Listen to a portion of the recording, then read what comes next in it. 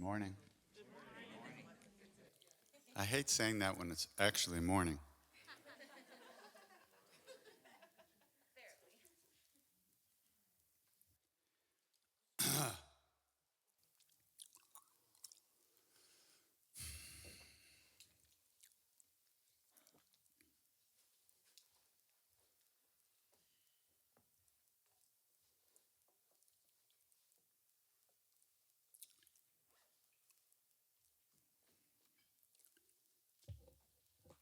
Transparent. You remember that? For those of you who don't, you'll be punished. Transparent. That was what Bob was saying. The physicist at Harvard or something like that, the woman said 97% of the universe is dark matter. Dark matter being not visible to the human eye or to any physical measuring device of any kind, ultraviolet, whatever they got these days, and they got everything. Dark matter. So I was thinking, oh yeah, cool, dark matter somewhere. But then he said, transparent.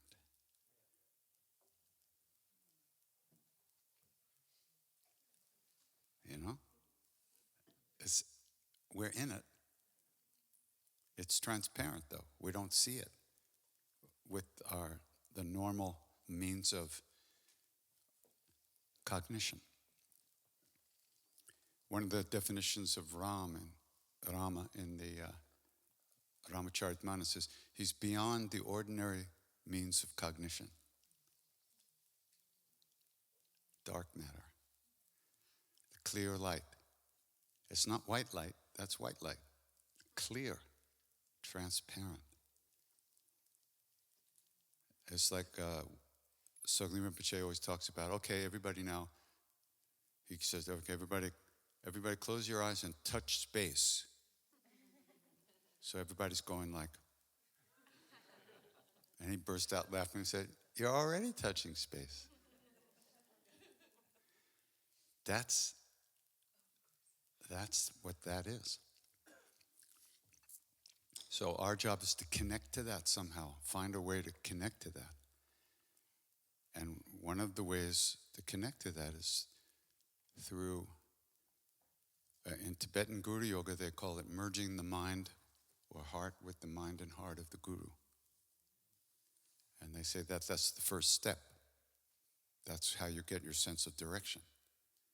That's when you really enter the path. And same thing in Bhakti Yoga and devotional yoga. When surrender happens, that's when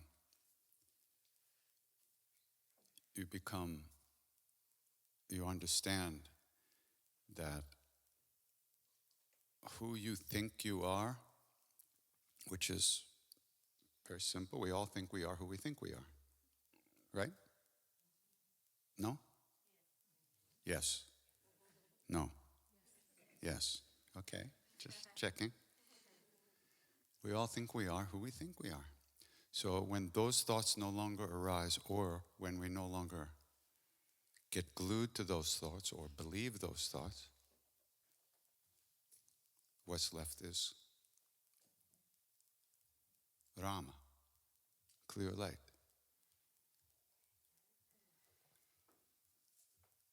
Dark matter. That's why they say Krishna's dark. Blue-black. Rama's blue-black. Shyama means dark skin. Like, who knows? Maybe there's some connection there. But the thing is to connect. And what we're connecting to is not outside of us. There's nothing outside, even though it looks that way. But certainly in this case, we're not connecting to someone or something outside of us. When you sit down and you begin to enter into a practice mode, you see how distracted you are, how impossible it is to be aware, even even of the thoughts, you're not aware. You're just lost in the thoughts. And then, then you recognize you've been gone. That's because we've added a practice to our lives. Without a practice, without an anchor, the boat just gets blown around. There's no home base. That home base is inside of us. It's who we are. And it's underneath all the stuff that we piled on top of it over the 30 billion lifetimes we've been fucking around. So,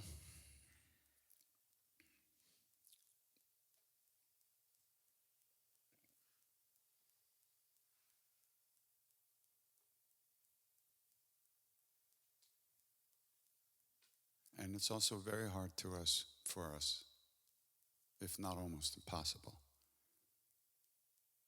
to feel that the universe is kind. Hard to do, right? It's so screwed up out there. But yet, the minute we turn towards that place is right there for us. We're being pulled. What we experience as a longing is being pulled from within into ourselves. And as human beings, we have a longing for this or longing for that. However you want to call it, peace of mind, joy, ecstasy, love, bliss, truth, reality, a feeling of okayness. We have a longing for that. And that's actually the fact that we're being pulled in by our own centers, our own hearts.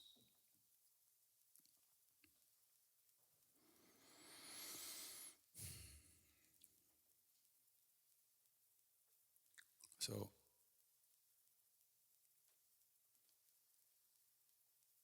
all these great beings are here all the time. We're the ones who aren't here.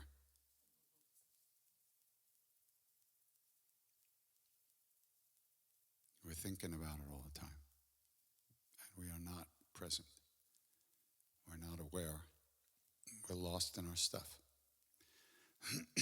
But those beings are here, always available, because that's who they are. They are availableness.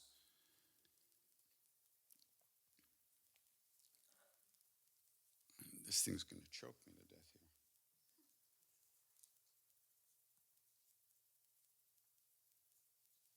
here. Okay, now I can breathe.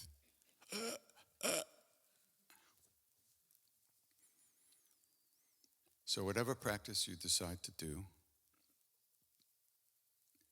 you'll notice, what you'll notice is that you're always gone and coming back, gone and coming back. The minute you're back,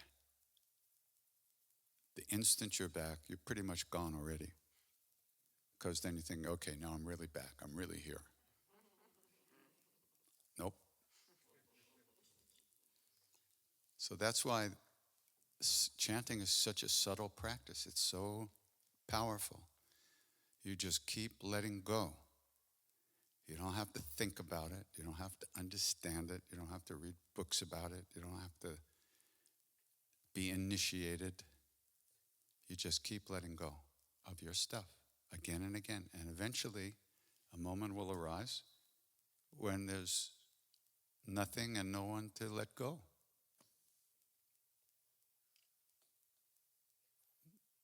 When we were kids, we played. Remember how that is? We didn't think like, wow, I'm really engrossed in playing today. We just played. But we've lost that ability. We've covered it up. It's been covered up. To give ourselves completely to something. And I told you that's... I remember once Ram Dass and I and others, we spent the winter of 1969, 70 up at the Lama Foundation in New Mexico. And while we were up there, we heard that there was this New York artist named Herman who lived just down the hill a bit, down the mountain. And he had been to India, and he knew how to meditate. So we thought, whoa, somebody knows how to meditate. Wow, let's go. So we went to see him, a group of us. And he was very nice. We came in the room, sitting down, people were asking questions. I was kind of like sitting in the back, just like my usual mopey kind of self. And then as we're leaving, after an hour or two, I happened to be the last one out of the door. And he grabbed my arm. And I went, and he said, you have to find out why it is you can't give yourself 100% to whatever you're doing. You ever see a squirrel on the wall of a taxidermist shop? That was me. Nailed to the wall. I mean, how did he know that? That was the thing in my life that was killing me. I could never get fully into anything. It was always yada, yada, yada in the head all the time. But when I was in India and walking around that lake and heard that chanting, all the lights went on. Of course, they went off right away, but they went on for a minute. And I knew this is it. I could do this. I could really do this. So wherever chanting was going on, I just went and sat there. And I was not collecting for a future career in Kirtan wellness. Because I was never coming back to America, you see. What's to collect? And then you know who had different ideas. So, connection, that's what we're looking for. So when you do practice, don't do it mechanically. And if you are doing mechanically, notice that. And try to connect to something. It doesn't have to be a teacher, a guru, or a deity, or anything. It could be nature. It could be a feeling that you're looking for, just being there. But have your sensors up for connecting. Right? Meanwhile, you're going to be coming and going, If you're doing Sri Ram, Jai Ram, you won't get past shh before you're thinking about something. So then you notice that, and you come back. And you get to shh, and then you're gone again. That's the way it is for everybody. That's the way it is for me after 50 years of this nonsense. But you keep coming back, and you begin to familiarize yourself with the feeling of being here a little bit and not being so gone all the time. Because we don't recognize we're gone. We think we're alive. But we just wake up in the morning and we're like about billiard balls banging in all directions all day long until we fall asleep at night. And we don't get much vote of how we behave, how we act, or how we react. And so we're always just like stupidly creating karmas again and again, more and more, because every thought is karma. Actions are a little heavier.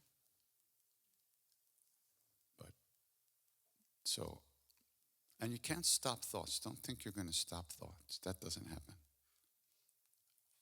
Where does it come from? Where does it go, right? One of the way that I kind of got into chanting more was that Maharaji forced us.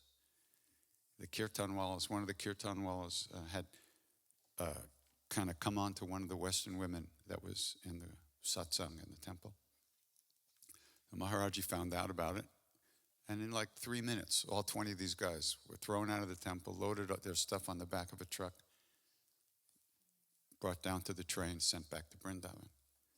So one of the Indian people said, Baba, you just kicked out the Kirtan Wallas. Who's going to sing now?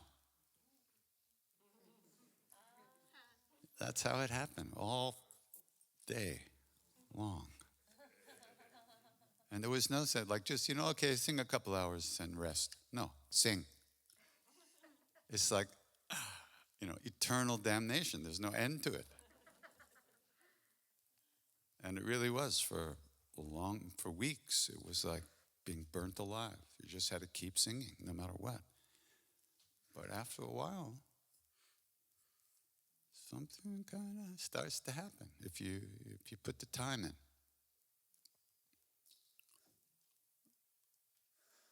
And the way you sit in the moment begins to change. And the stuff that goes through your head doesn't grab you and drag you forever. It might drag you a few feet, then you get dropped. And the thoughts don't hold us so tightly for so long, and the emotions don't drown us so deeply for so long. But it's gradual. It's a gradual practice, gradual transformation. It's not even a transformation. The idea of transformation, we think we're going to be transformed into a beautiful being of light. Transformation is not really what happens. Your thoughts and emotions, they're never transformed. They just stop killing you. They stop running the show, little by little. And then deeper emotions of connection, of interdependence, of compassion and kindness and recognition of suffering and others' pain, those things start to arise. It's not that selfish little shit gets transformed. That doesn't happen. He just stops showing up. So don't think that, you're going to change. It's just how we see ourselves is what changes. Because we're already that beautiful being of light and love. But we don't see it. And we don't live it. And we don't believe it.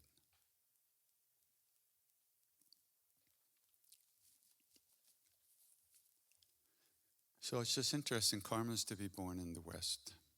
One time I had this dream. I was coming down from some far off outer space, coming back to Earth, being reincarnated, And I was heading right for India. And I was just like, yeah, here we go. And all of a sudden, I made a left turn at the last moment, wound up in New York. What?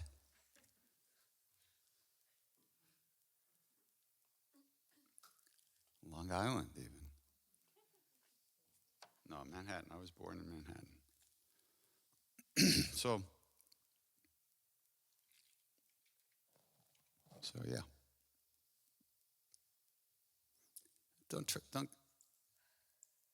Please, don't give yourself too hard a time, okay? Give yourself a break. And if you're not giving yourself a hard time, guess what? There won't be any place in the universe where you'll get a hard time. It's just we're doing it to ourselves all the time, every day, all day long. It's amazing. Really, it's amazing. We're so good at it.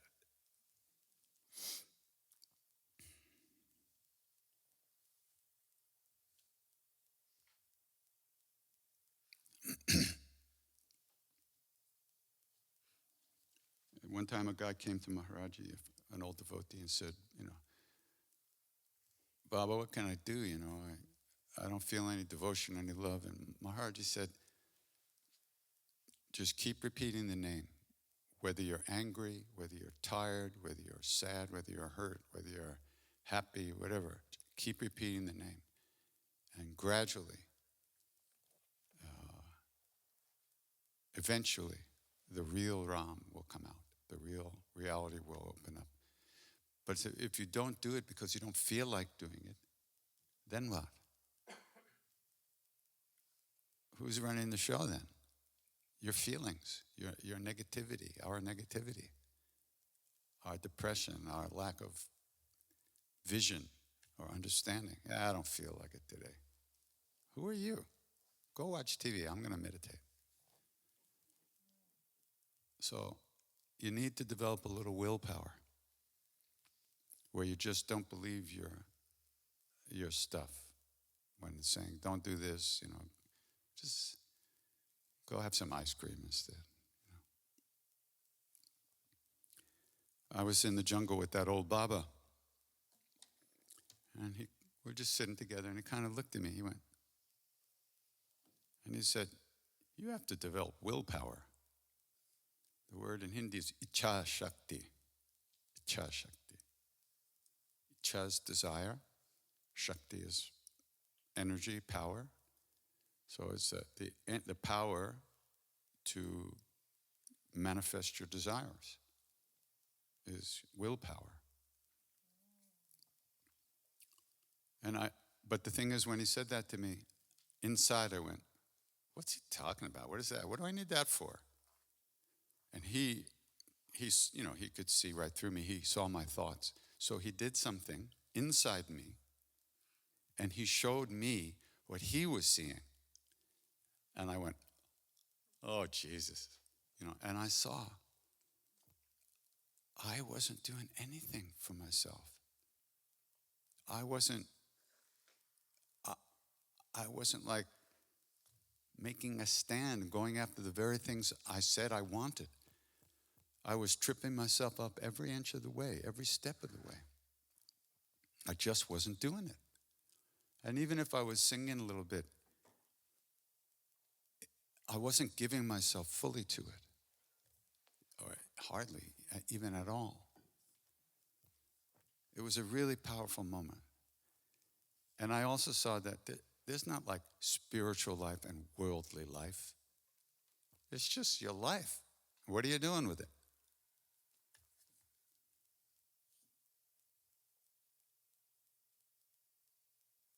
And the ability to get what you want is very important.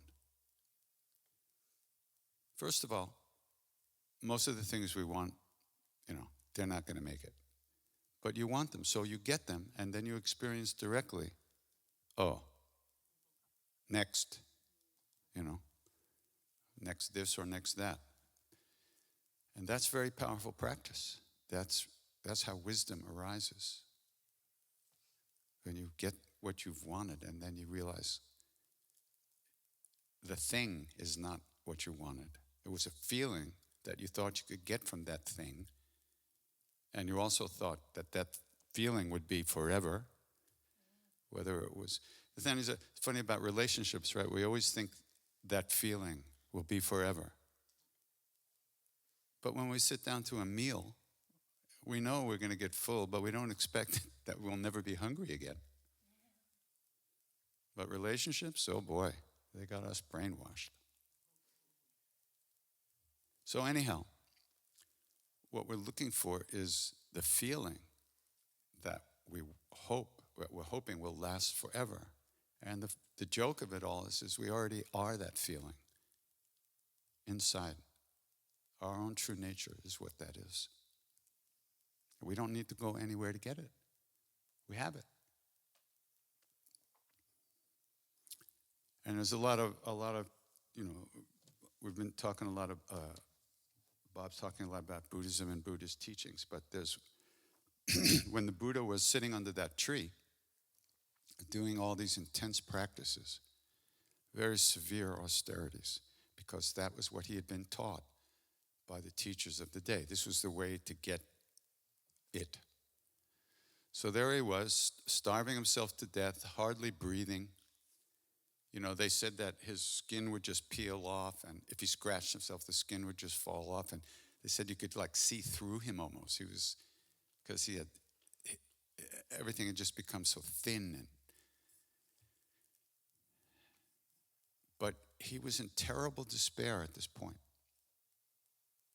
because he saw that he was about to die from his practices. The body was about to die. And he recognized that he did not have what he wanted. He had not gotten yet what he was looking for, which was freedom, simply put. And that if he killed the body with these practices, what good was that? And so he didn't know what to do, and he was really experiencing terrible despair. And then a memory came to him of when he was a kid, playing in a field, just like I was talking about playing. He was sitting under a tree, hanging out, and he was watching his father work in the distance in the field. And when he was sitting there by that tree in the field, he remembered, when he's sitting in the tree doing practice, he remembered when he was a kid sitting by a tree in the field, when he had this experience of this joy, this simple feeling of okayness, of simple happiness. And now as an adult, he remembered that feeling, and he got scared because he wasn't used to feeling good. He got scared. But being the Buddha, he said, okay, well, what is this feeling? And he looked at the feeling, he examined it, and he saw it is not the joining of the senses with a sense object of pleasure, which would make me feel good. Nor is it the separating of the senses with a sense object of pain. And the separation would make me feel good. So what is this feeling? And he looked at it and he saw that this feeling had no cause. Okay? Buddha's great teaching, like Bob was talking about, was the, what did he call it? The something of cause and effect.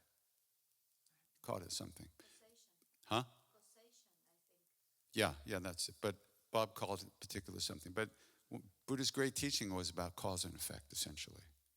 That everything, blah, next. So anyhow, he saw that this feeling of simple joy and simple okayness did not have a cause. And if it didn't have a cause, it must be natural. Right? And then he said, well, wow, maybe this is the way to enlightenment. Through this feeling of simple, basic okayness. And just then a woman goes by carrying some yogurt or whatever it was, kheer, and Buddha puts out his hands. He thought, maybe I should eat something. He puts out his hands, she pours some food in, and he eats. He had 5 disciples sitting there, waiting for the Buddha to get enlightened so they could get a piece of it. When they saw him reach for food, they looked at each other. Oh, Gautama the sadhu has left the path, let's go. And they left. So he had his meal, nourished his body, and he went off into the jungle a little further, sat down under a tree. Now it's called the Bodhi tree, because that's where he recognized his enlightenment. Through the basic feeling of okayness as we are. We've been crushed. We've been destroyed. We've been betrayed. We've been stomped on. We've been run over. And that feeling has rescinded, disappeared into the distance within us. That's what we're looking for, because that's our true nature. We are that feeling of okayness, of simple joy, happiness. As a depressed person, it's very hard for me to say the word happiness. I cringe a little bit every time I say it. But what the fuck? That's what it is.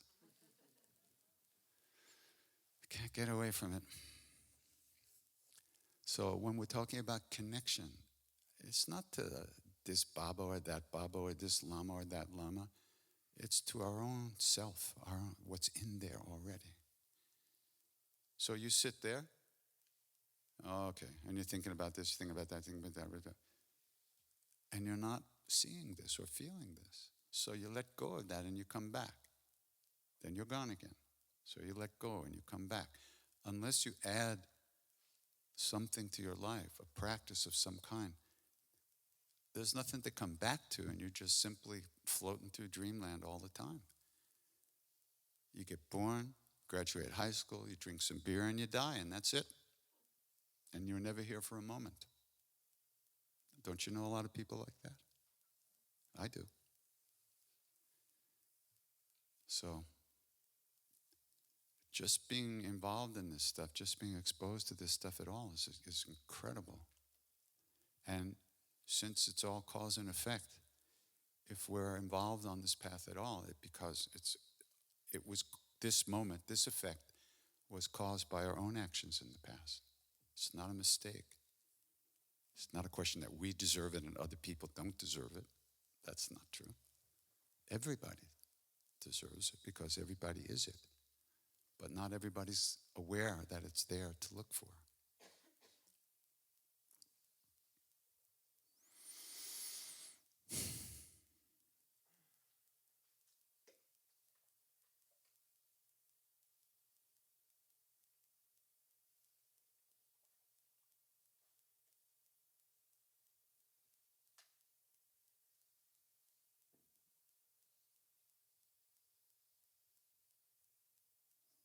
So do some practice.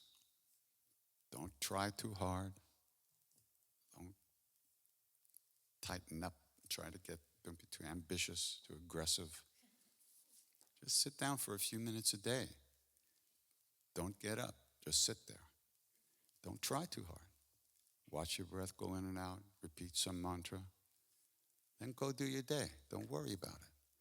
The practice will gradually change the way you go through the rest of your day. It changes the very choices you make. It changes the thing you look for. It changes how you see things.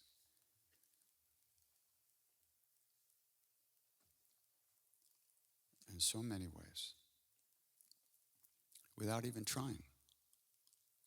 And little by little, hopefully, those moments when you're being good to yourself by just relaxing, those moments will deepen and spread.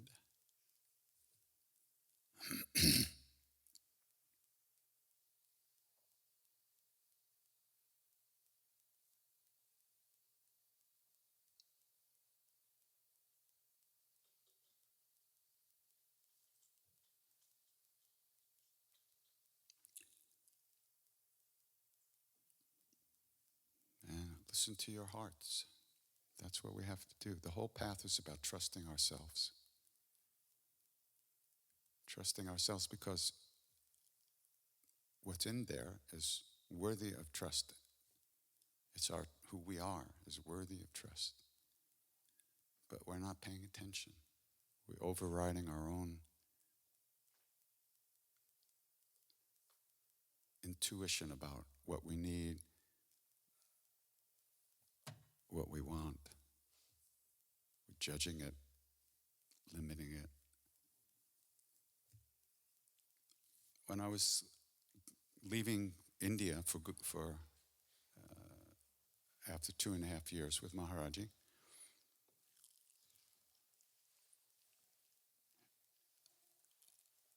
I was sitting in front of him, and I was totally freaked out.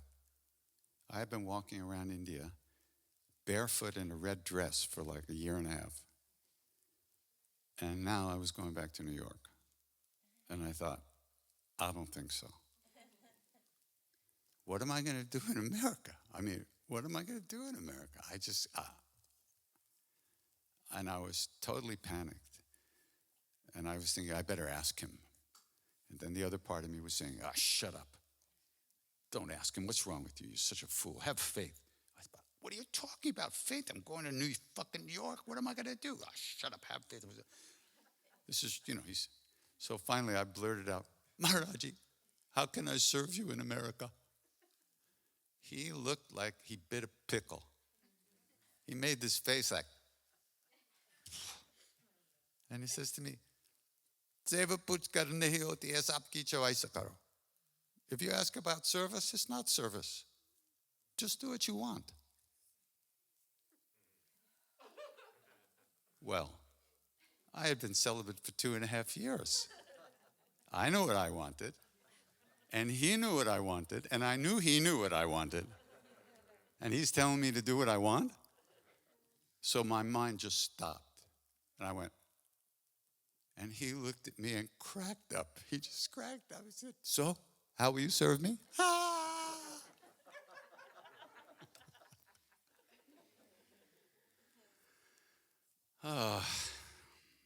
So, do what you want.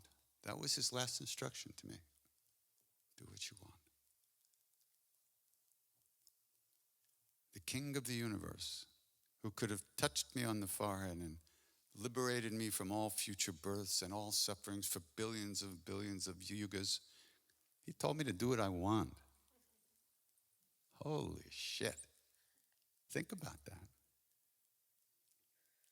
We can't hide from ourselves. There's no sense pretending that we are something that we are not. There's no way to do that. All that does is fuck you up forever. So be happy. Do what you want. If you don't want to meditate, fuck it, don't meditate. Go have ice cream. Eventually, ice cream won't look that good, I guarantee you, after a few pounds of it. But that's called, there's a thing, people talk about renunciation. But there's another word for renunciation besides sannyas. It's called vairagya, which the definition of that really means the gradual turning away from the fascination with stuff of the world and the senses. It's a gradual falling away of fascination with the world, the external world. And that's what happens.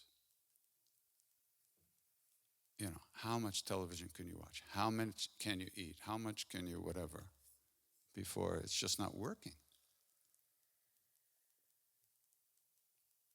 And it's not doing for you what you want it to do. So you do the next thing. And that's good. That's how you find out what works and what doesn't work. But you can't pretend you don't have the desires you have. There's no use doing that. And you're really hurting yourself.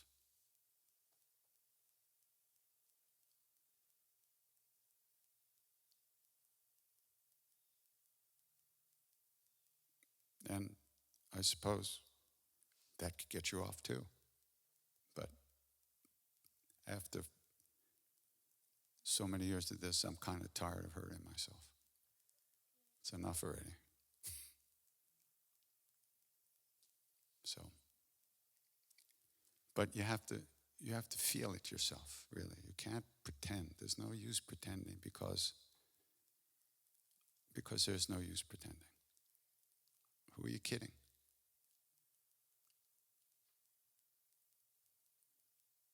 So, it takes a lot of courage to do that. And one time I was sitting with Maharaji in an apartment building in Mumbai. A long story, but anyhow. And he was lying on the bed. He'd sit up for a minute, he'd lie this way, he'd sit up, he'd lie that way. Hours went by, and I was just doing my practice, which was... And all of a sudden he sits up and he looks at me and he said, "Courage is a really big thing." So the Indian guy there said, "Oh, Baba, God takes care of his devotees. Courage is a really big thing." And then he went back to sleep. So courage is a really big thing. Sometimes you just have to talk yourself down, like you're flipped out about something and you just got to, okay.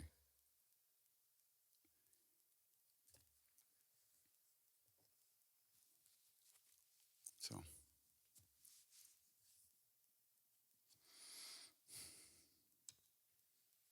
all right, that was the question and answer period.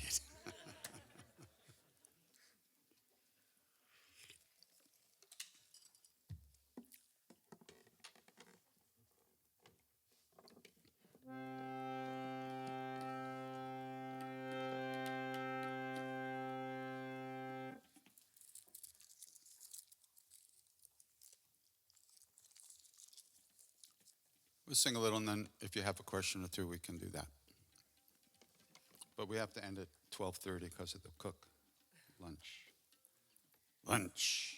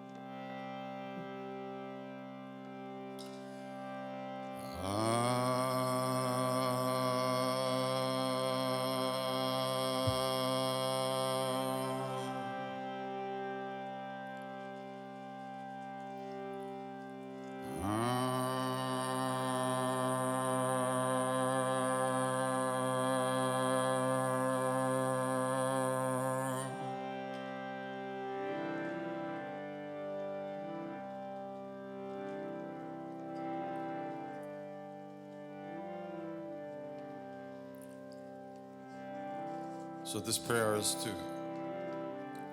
I always say it's a prayer to the love that lives within us, which it is. But it's actually also a prayer to Hanuman, who is that part of us that's always turned towards real love.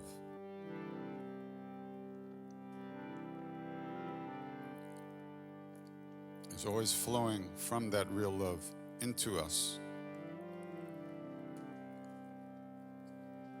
So when we connect to that,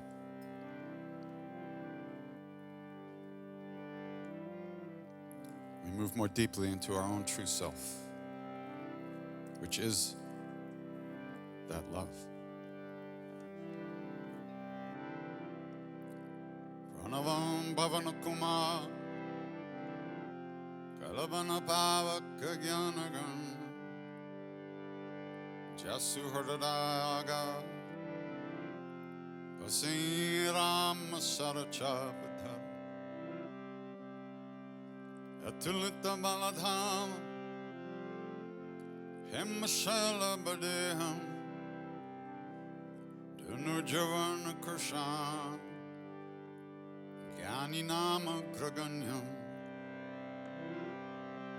Sakalaguna Nidhanam Vanaranamathisham Raghupati Priya Bhaktam Vatajatam Namani Voshpili Kurtavarisham Mashiki Kutarakshasam Ramayana Mahamalaratnam Ande Nilatmajam Anjananandaram Gir Janaki Shokanashanam Visamakshantar Ande Lanka Bhayankaram Ranga Sindhu Salilan Salilan Yashokavahi Janakatma Jaya Adatane Dadahalanka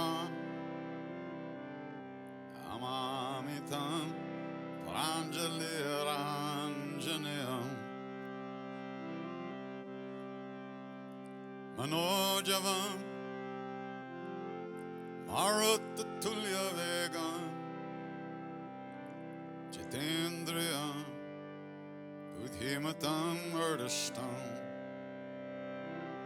Vatatmajam Vanarayutamukham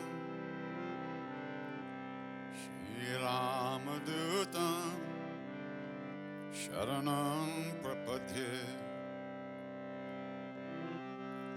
Shri Ramadutam Sharanam prapadye Shri Ramadutam Sharanam prapadye.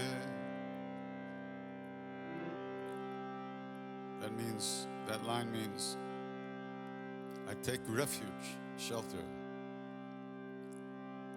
in the messenger of Ram and the one who brings that love to me. Shri Ramadutam Sharanam prapadye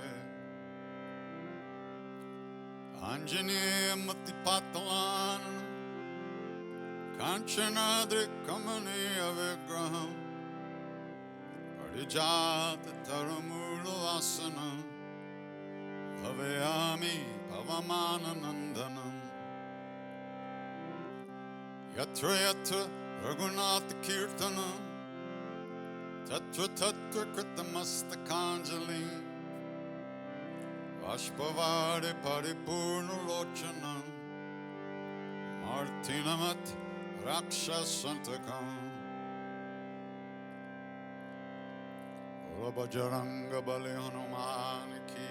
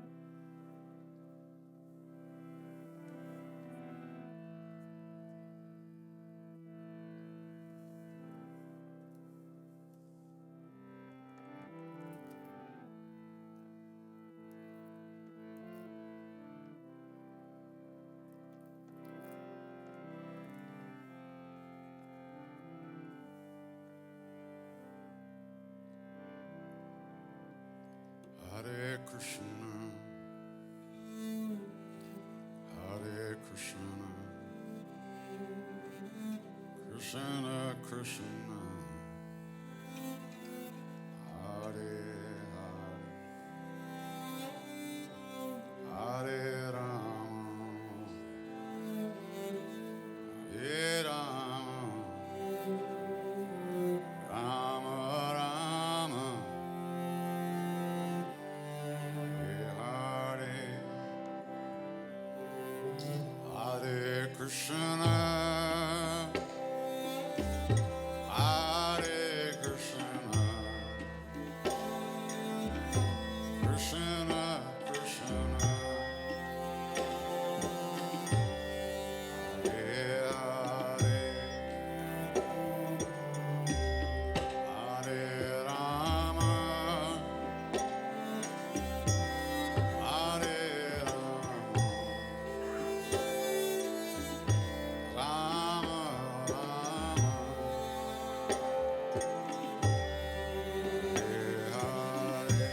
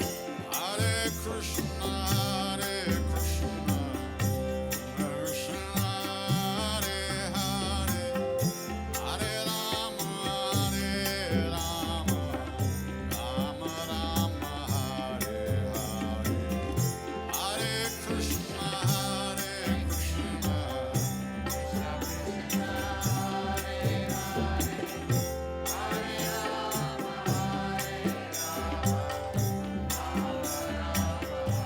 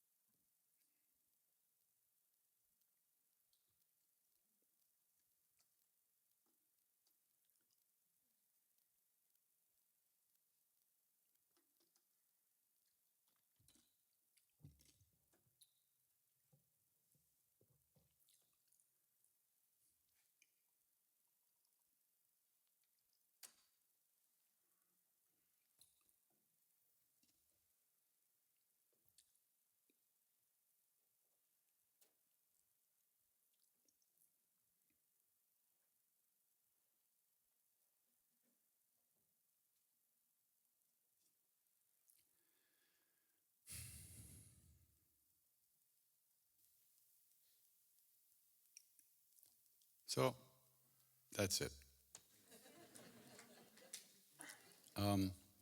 Just great hanging out with you and playing with these folks after so long.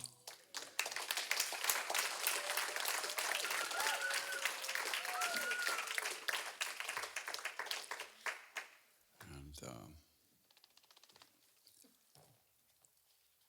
yeah.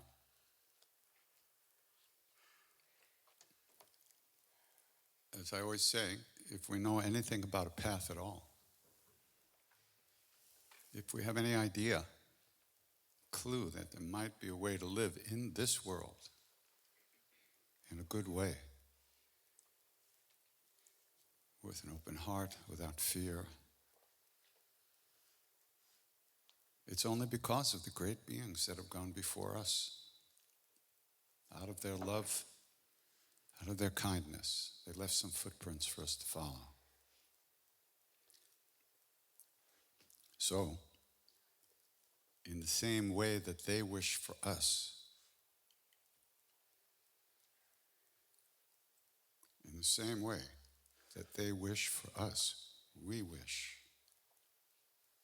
that all beings everywhere, all of us, be safe, be happy, all of us have good health and enough to eat. And may we all live in peace and at ease of heart with whatever comes to us in life.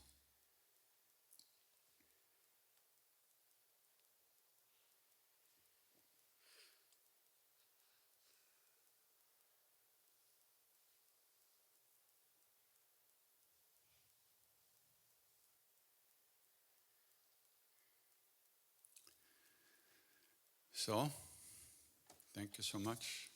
And as we say in India, see you around. We love you. Take care.